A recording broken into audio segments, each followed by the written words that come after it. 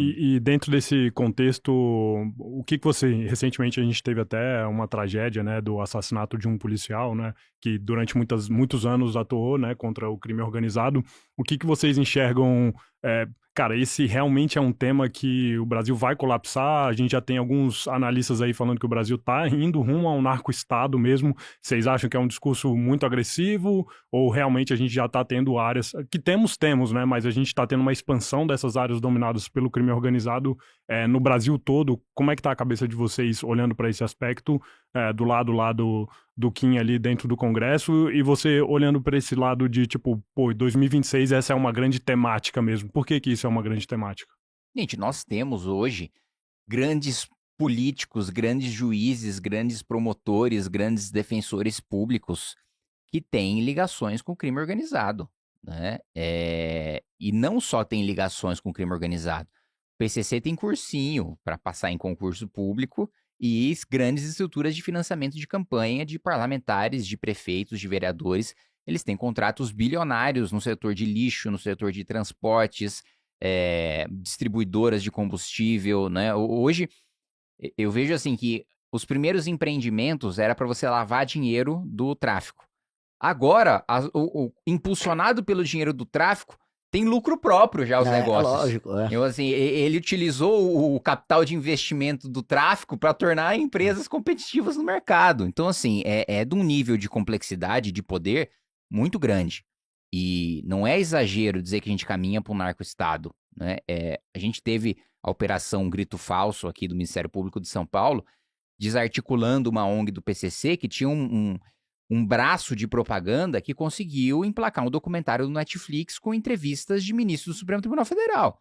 Então, assim, não é exagero, não é alarmismo, não é um discurso hiperbólico, assim, de fato isso está acontecendo. O crime organizado está chegando cada vez mais em esferas maiores de poder. Agora, na Operação Carbono Oculto, a gente descobriu que o PCC é o responsável por fornecer o combustível das nossas aeronaves da FAB. Tem contratos para fornecer o combustível da Presidência da República. Grandes distribuidoras suspeitas de fazer repasse para grandes nomes da política nacional. Então, assim, nós estamos numa situação muito preocupante. E nessa semana, a PEC da blindagem, imagina, conversando com deputados que foram deputados de 88 a 2001, que foi quando vigorou parte do texto que aprovaram nessa semana, eles falaram o seguinte: nós revogamos justamente porque naquela época a gente do crime organizado começou a disputar a eleição para deputado federal para ter as suas ações trancadas. Nós revogamos por isso, a gente começou a ficar com medo de entrar nego aqui, e aí, na hora da votação para iniciar o processo criminal, ele fala: ou você vota ou eu te mato. Foi por isso que a gente voltou. Acabou com esse texto constitucional de 88. E eles voltaram agora com um crime organizado muito mais poderoso, muito mais organizado e com muito mais dinheiro do que antes. Então, assim, se hoje já há parlamentares ligados com o crime organizado, você imagina com a aprovação dessa PEC, que eu espero que seja barrada no Senado, que eu inclusive impetrei um mandato de segurança para o Supremo barrar, e aqui eu acho que vale uma nota sobre isso, porque, pô, mas você não reclama que o Supremo fica se metendo em tudo, fica legislando quando não deve? Sim, com certeza. Só que o que eu tô fazendo não é ingressei no Supremo porque perdi a votação e não gostei do mérito da matéria. O mérito da matéria é constitucional, porque já foi o texto da Constituição de 88, é do constituinte originário. Eu não tô questionando o mérito, eu tô questionando o processo. Nós derrotamos o voto secreto para soltar político preso em votação na maioria da Câmara dos Deputados. Eles não tiveram o número de votos suficiente para aprovar o voto secreto. E aí sim eles fizeram uma manobra inconstitucional para ter uma nova votação quando a PEC deveria ter sido arquivada. Quando um texto é rejeitado, ele só pode ser votado na próxima sessão legislativa, ou seja, no ano que vem. E, em vez de arquivarem, fizeram uma emenda aglutinativa, que é, enfim, uma gambiarra para poder votar o texto de novo, intimidaram os deputados que não deram os votos para garantir o voto secreto, e aí aprovaram o novo texto. E o relator subiu na tribuna para dar a justificativa. E aí eu pensei, pô, ele vai dar um argumento jurídico, vai puxar, vai fazer algum malabarismo regimental ali para dizer que é legal. Mas não, o que o relator disse da tribuna é o seguinte: a votação não valeu porque nós tínhamos deputados que inesperadamente estavam dormindo. Falamos, como assim tem um deputado inesperadamente dormindo? Ele tropeçou no microfone de aparte da Câmara e capotou e dormiu? Primeiro que se o sujeito tá dormindo no meio da votação de uma mudança da Constituição, pelo amor de Deus, né? Num país sério, esse cara tinha que renunciar de vergonha. E segundo que, meu amigo, não é problema meu você perder uma votação porque tinha deputado do seu lado dormindo. Porra, eu perco votação toda semana. Também quero anular a minha falando que tinha aliado meu dormindo. Então, é o processo que eu tô questionando. A votação é ilegal, a votação é inconstitucional. E a Constituição estabelece o processo legislativo e se ele é desrespeitado, cabe sim ao Supremo intervir. O que não cabe ao Supremo intervir é quando a gente decide sobre o mérito da matéria, aí o PSOL acha ruim porque ele discordou e foi derrotado no voto e fala, olha, Supremo, aborto é ruim, aborto é bom, na verdade, né, na visão do PSOL, nós fomos derrotados nessa votação, decida por mim. Droga é bom, nós fomos derrotados nessa votação, decida por mim.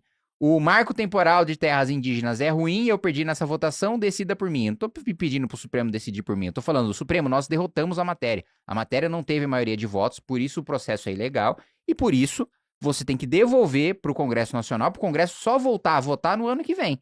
Então, só para fechar o raciocínio, se a gente já tem o receio do Brasil se tornar um narco-estado, com essa PEC é uma garantia de passo acelerado a ponto da gente chegar num ponto de não retorno, que foi o que aconteceu na Itália. Foi aprovada a lei antimáfia lá, que juntava dois, já era organização criminosa, já era máfia, do tanto que eles endureceram a legislação, porque começou gente da Suprema Corte a ficar com medo que ministro do Supremo do crime organizado da máfia italiana fosse indicado. Ele falou, opa, estamos chegando nesse ponto. Ou a gente reverte esse cenário, a elite econômica também falou, estamos chegando nesse ponto.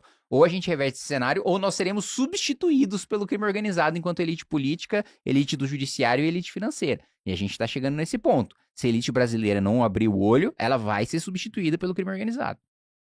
E aí são os dois modelos de negócio, né? Que é o modelo do PCC, que é o modelo vertical. Ele é um modelo, ele olha como crescer para cima dentro das instituições, que é o que o Kim descreveu aqui. Que é um modelo mais abstrato, até para você entender, porque você não consegue ver, é silencioso. Então é uma distribuidora de combustível, essa distribuidora de combustível vai atuar com carga que vem para cá, vai ter um prefeito ligado a ele que vai ajudar, enfim, o vereador que é amigo dele se instalar, montar uma operação, uma base em um determinado ponto logístico para eles. O PCC ele foi crescendo e montando uma operação que entra na polícia, no judiciário, entra na política, entra nos negócios, e você não vê. Só que eles vão subindo a escala social. E aquilo que o Kim colocou é tudo verdade, é tudo público. Havia uma ONG que rodava em Brasília e teve reuniões com ministérios dos mais diversos, tratando do interesse do PCC e do Comando Vermelho. Eu gosto dessa ONG, acho que a parte mais engraçada é que ela era meio aberta. Tipo, o PCC e o Comando Vermelho são adversários, mas na hora do lobby, eles dois contrataram a mesma empresa. Era a mesma pessoa fazendo lobby pros dois. Que também, por curiosidade, é o mesmo lobby, em termos de tema, das ONGs que o próprio George Soros financia no Brasil, ligados à ideia de direitos humanos, conflitos raciais, etc. Essa etapa, essa atuação vertical do PCC, ela obriga um tipo de uso de inteligência que o Brasil até tem à disposição. Tá? Assim, se você tivesse operações recorrentes, se houvesse interesse, por exemplo, do Ministério da Justiça em tocar isso, a gente poderia ter mais operações e ir pegando os caras. A outra, que é a do Comando Vermelho, ela é mais rude, ela é mais clara, que é a ocupação horizontal. Você pega pedaços do mapa, e aí eles ocupam aquele território, eles fazem a operação de drogas acontecer nesse território, e em vez de ser, por exemplo, sócio de uma empresa que vai lavar dinheiro, uma rede de padarias em algum lugar, tal, em vez de entrar no mundo para além da área que eles controlam, que é o que o PCC faz, eles controlam todo o comércio de vários serviços e produtos dentro da área deles. Então, lá é o Vale Gás, né? É o Kit Gás, é o Kitnet que eles vão vendendo, o CVNet, que é a internet deles, dentro da área deles. Então, o do CV é uma coisa mais circunscrita, mais clara. Eu acho que é um tipo de atuação mais primitiva, que é de um banditismo clássico de ocupação territorial. E o do Comando Vermelho é essa vertical. Do PCC, né? Desculpa, do Comando Vermelho vai vertical. Pra cada um vai ter que ser um tipo de medida. Pro Comando Vermelho que a gente fala, declarar a guerra ao tráfico e recuperar os territórios. Quais territórios? Qual é o território do Comando Vermelho em Americana? Hoje, por conta da Rota Caipira, que é a rota que vem a droga lá Mato Grosso do Sul, e vem para São Paulo e chega para Porto Santos, você tem que ter várias cidades com vereadores e entrepostos políticos e de lobby que eles fazem para poder rodar a mercadoria ali. Isso é natural. Então todo o interior de São Paulo foi contaminado pelo PCC. Cada cidade é uma história, cada cidade é uma infiltração numa área. Às vezes é uma infiltração numa delegacia, às vezes é um juiz, às vezes é um grupo de empresários, às vezes é uma base de combustível. Esse tipo de coisa é tão mais complexo, você demoraria alguns anos para terminar de desmontar. Lógico que é possível e não é nem tão difícil. Essa última operação mostrou assim, você vai pegando os nódulos, você começa a quebrar os caras. Já do PCC, desculpa, do Comando Vermelho é a ideia da guerra. É a ideia da reocupação territorial. Naturalmente, no Nordeste, a atuação do Comando Vermelho está sendo muito mais grave do que a do PCC.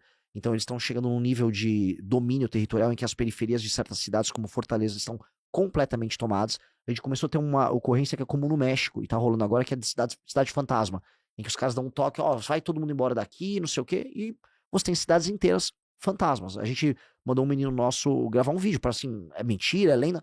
Tem lugares ao redor de Fortaleza que as pessoas simplesmente abandonaram as casas, teve casa largada aberta, ele entrou na casa para mostrar tal, as pessoas foram embora. Então, esse é um tipo de, se a gente fosse fazer uma escala de transformação em narco-estado, em que a gente tem os piores elementos de um profissionalismo de cartéis que chegaram a ter na Colômbia, com os piores elementos do banditismo de ocupação territorial do México.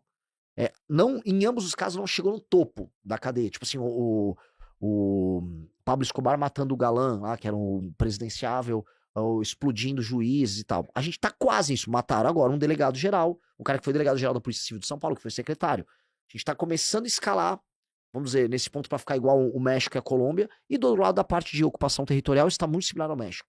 O México, porém, tem aquela coisa que é a região norte, lá onde tem muitos cartéis, eles ocuparam um terreno grande, um território, sabe, que você consegue ver no mapa, enquanto que aqui é tipo pedaços ao redor das cidades. Eu acho que a partir do momento que as polícias, isso é a tônica no Nordeste, não puderem de fato entrar em grandes zonas, como está começando a acontecer no Ceará, talvez as pessoas ali despertem. Só que eu não acho, e esse é um ponto, que há vontade política e nem vontade de alterar institucionalmente os marcos legais, penais, de processo penal para alterar isso por parte do sistema político vigente. Quando a gente fala em direito penal do inimigo, para enfrentar esta guerra, a gente vai ter que alterar, assim, profundamente os nossos marcos legais e o próprio entendimento que a lei brasileira tem sobre o que é uma pena. Uhum. O que é uma pena? Porque a pena tem um objetivo futuro de coibir outros crimes que vão acontecer, ela tem uma perspectiva retrospectiva de olhar para a vítima e falar, não, a gente vai reaver aqui tua dignidade e vou punir aquele ato. Qual é a noção de pena? É uma discussão de direito penal séria que a gente está trazendo agora para esses termos. O que a gente sabe se quisermos fazer isso, tanto com o PCC quanto com o Comando Vermelho, tem que ter um tipo de legislação especial para eles. E essa legislação especial vai retirar prerrogativas que você dispõe, ele dispõe, que um cidadão brasileiro comum dispõe, de direito vamos dizer, a um sistema de defesa com uma determinada velocidade, com um determinado, vamos dizer, número de ações de proteção, de defesa que você tem no processo, e aplicar o que no direito penal do inimigo chama de direito penal de terceira velocidade, que ele é rápido e muito rígido. Então tem que ser um direito penal muito veloz nas operações que peguem os caras e muito rígido nas punições. A ideia do direito penal de terceira velocidade é o direito penal do inimigo, que é o que nós precisamos fazer. Né? E aí essa abre todo um leque de discussões sobre isso.